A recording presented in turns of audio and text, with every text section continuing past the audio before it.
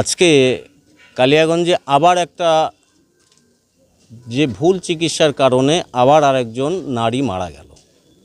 বিগত দিনে এর আগে একটা ডেলিভারি পেশেন্ট সেটাও মারা গিয়েছিল। সেই বিষয় নিয়ে কালিয়াগঞ্জে একটা প্রতিবাদের ঝড় উঠেছিল। এই কালিয়াগঞ্জ স্টেট জেনারেল হসপিটাল ঠিক একই রকম আবার তারই অপর আর একটা ঘটনা আজ কালিয়াগঞ্জ হসপিটালে ঘটে গেল। একজন 50 থেকে 55 বছর বয়সী একজন মহিলা এখানে 2:30 পৌনে 3টার নাগাদ কালিয়াগঞ্জ স্টেট জেনারেল হসপিটালে ভর্তি হয় তার হাতে ব্যথা নিয়ে। তার প্রথম সাথে সাথে তাকে এখানে ব্যথা কমানোর জন্য ইঞ্জেকশন দেয়, কিন্তু কিছুক্ষণ পরে যে ডাক্তার দিয়ে যায় সে ঘন্টা 2-1 পর্যন্ত বলে যে এটা এখানে যে 2 ঘন্টা উনি থাকুক, তারপরে যদি না কমে তারপরে বিষয়টা নিয়ে আবার দেখবে। ওনার শিফট চেঞ্জ হয়। তারপরের ডাক্তার যে আসে দীপঙ্কর বাবু বলে, সেই ডাক্তারবাবু আসার পরে ওনাকে যখন ওটা পেশেন্ট পার্টি তারা বলে এবং তিনি সাথে সাথে প্রেসক্রিপশন করে ওষুধ তিনি ইঞ্জেকশন দেয়। সেই প্রথম যে 2টা ইঞ্জেকশন দিয়েছিল সেই ইঞ্জেকশন দেওয়ার পরেই কিন্তু পেশেন্ট প্রায় আধা ঘন্টা ধরে কিন্তু মোটামুটি ছিল। বিস্কুট খাইয়েছে তার পরিবারের লোক, জল খাইয়েছে, কথা বলছিল, সব ঠিক আছে। কিন্তু হঠাৎ করে দ্বিতীয়বার যখন ইঞ্জেকশন দিল, পুশ করার 2-1 মিনিটের মধ্যেই তার খিঁচুনি টাইপের উঠে সেই পেশেন্ট কিন্তু সেখানে তার শেষ নিঃশ্বাস ত্যাগ করে। বিষয় একটা বড় প্রশ্নের বিষয় যে কালিয়াগঞ্জ স্টেট জেনারেল হসপিটালে তাহলে দ্বিতীয় যে ইঞ্জেকশনটা দিল কী ইঞ্জেকশন দিল? তাহলে ওভারডোজের কারণে মারা গেছে। উনি বলছে ব্যথার ইঞ্জেকশন কমে দেওয়া হয়েছে, প্রথমটাতে কমছে না, তার জন্য আরও হাই পাওয়ার দেওয়া হয়েছে। হয়তো সেই পেশেন্ট সেই ইঞ্জেকশনটা নেওয়ার সেই পরিস্থিতি ছিল কি না, সেটাকে হয়তো ওভারডোজ হয়েছে কোনো একটা ভুল কারণে। নাহলে চিন্তা করে দেখুন যে প্রথম 2টা ইঞ্জেকশন দেওয়ার পরে সেই পেশেন্ট ঠিক ছিল, সেই পেশেন্ট কথা বলছিল, জল খাচ্ছিল, বিস্কুট খাইয়েছে। তারপরে যখন আধা ঘন্টা পরে তাকে আবার একটা ইঞ্জেকশন পুশ করা হয়, 1 থেকে 2 মিনিটের মধ্যে পেশেন্টটা মারা যায়। তাহলে কি এমন ঘটে গেল? কেন তাকে চিকিৎসা করা বাকে সেইভাবে পরীক্ষা নিরীক্ষা কেন করা হলো না? বিনা পরীক্ষা নিরীক্ষাতে সেই পেশেন্টটাকে কেন দ্বিতীয়বার সেই ইঞ্জেকশনটা দেওয়া হলো? সেটা কোন ইঞ্জেকশন দেওয়া হয়েছে?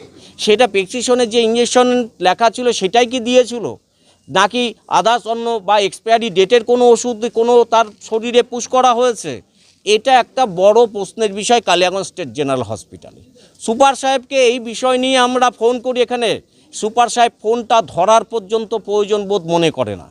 একদম এই সুপার সাহেব আসার পর থেকে কালিয়াগঞ্জ হসপিটালে একের পর এক দুর্ঘটনা, একের পর এক এইভাবে রোগী মৃত্যু ঘটে চলছে। কি নাম সুপার সাহেবের নাম কি? ওনার নাম তো দূরের কথা, ওনার সাথে কথা বলা আমরা আজ অবধি জানি না যে ওনার নামটা কি। এমন জঘন্য ব্যবহার এবং পেশেন্ট পার্টির এখানে কালিয়াগঞ্জ হসপিটালের চিকিৎসা একদম তলানিতে গিয়ে ঠেকেছে। ভাগাড়ে মানে এখানে ঢুকলে মনে করবেন যে ভাগাড়ে ঢুকেছি। এই পরিস্থিতি কালিয়াগঞ্জ স্টেট জেনারেল হসপিটাল নিয়ে এর আগেও আমরা বলেছি। আমরা আজকেও সেই একের পর এক মৃত্যু কালিয়াগঞ্জ হসপিটালে অনিবারিত বা প্রতিনিয়ত এই বিষয়টা চলছে। তো কেন চলবে? কেন স্বাস্থ্য দপ্তর আসতেছে, চুপে চাপে মিটিং করছে, কি করছে না করছে, চলে যাচ্ছে? এই যে যার বাড়ির পরিবারের যে মানুষটা মারা গেল, যার মাটা মারা গেল, চিন্তা করে দেখুন তার ওখানে গিয়ে তার মেয়ের ছটপটানি করেছে, যে কান্না করছে। এই যে ঘটনাগুলো একের পর এক ঘটছে, আজকে আমরা কেউই এই হসপিটালের উপর এমনভাবে আস্থা, আমাদের যে বিশ্বাস, যে ভরসা আমরা হারাতে চলেছি যে কে কখন ভর্তি হবে, কাকে কোন ইঞ্জেকশন দেবে, সেই ইঞ্জেকশনে মারা যাবে কোনো রকম। মনে হচ্ছে কি ভুল ইঞ্জেকশন দেওয়া হয়েছে? আমাদের আমাদের আশঙ্কা যে কালিয়াগঞ্জ যে হসপিটালে আজকে যে রোগী মৃত্যু হলো, এটা নিয়ে আমাদের আশঙ্কা এটা ভুল চিকিৎসার কারণে মারা গেছে, হয়তো কোনো ওভারডোজ হয়েছে। চিন্তা করে দেখুন, এখন আপনারা আমরা চাই এটাকে উচ্চ পর্যায়ে একটা কমিটি গঠন করে সেইটাকে তদন্ত করে সঠিক এর যে বিষয় সেটা উদ্ধার করে নিয়ে সঠিকভাবে ব্যবস্থা, মানুষ এখানে চিকিৎসা নিতে আসে, সেই চিকিৎসা নিতে এসে মানুষ যদি এখানে আশঙ্কায় ভুগে, বিভিন্ন পেশেন্ট পার্টি এখন আশঙ্কা তৈরি হয়ে গেছে, তারা ভয় পাচ্ছে যে আমাদের কোন ইঞ্জেকশন দিয়ে আমরা কখন মারা যাব।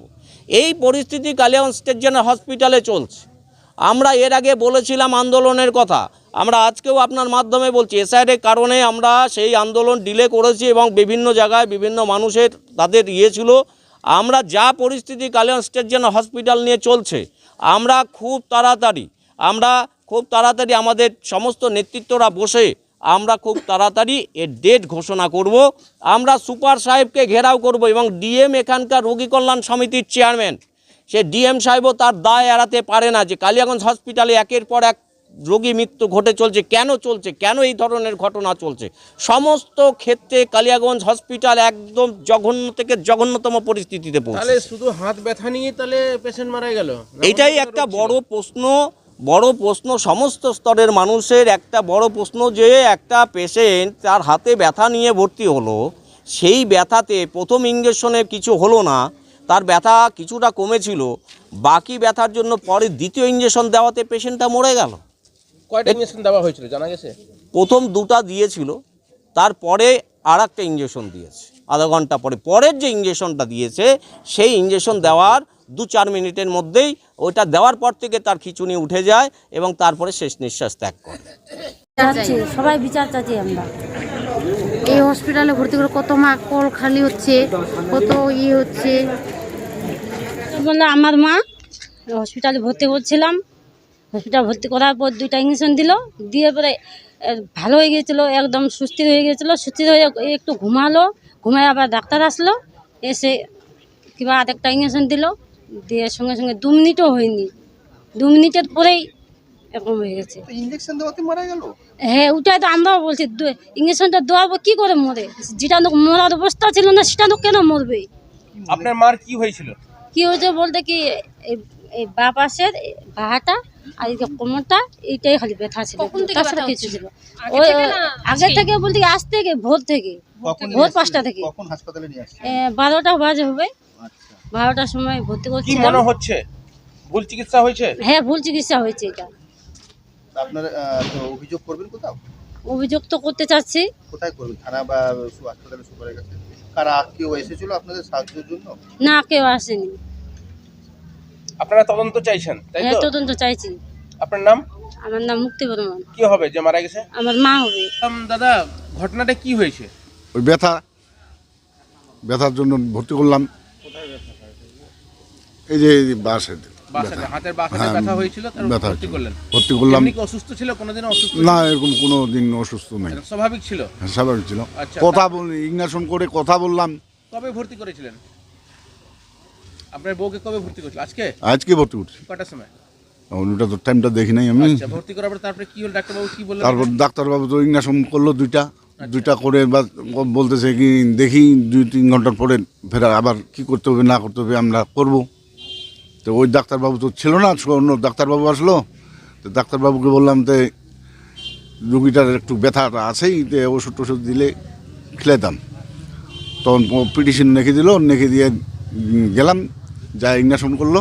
ইগনিশন করে তো বাস 2-1 মিনিটের ভিতর তো বাস। আচ্ছা, আর আপনার তাহলে পেশেন্ট তাহলে সুস্থই ছিল? আপনার হ্যাঁ, সুস্থ ছিল। বিস্কুট খাওয়াইলাম, জল খাওয়াইলাম। এখন কি চাইছেন এখন আপনি? ওটা তো তদন্ত করা তো দরকার। হঠাৎ করে এরকম তো মরে যাবার কথা না। না না না, আর আপনার বাড়ি কোথায়? বাড়ি ধন্দল বেলে। আচ্ছা, আর আপনার নাম? সাহেবুর বর্মন। আর আপনার বউয়ের নাম? চানো বর্মন। বয়স কত হবে? বয়স তো এখানে আছে ইয়াতে 60 বছর। 60 বছর। ফুটে ফোটা মানে মরে যাবার কথা না? না। বিচার চাইলে নিলে তো ভালো হতো।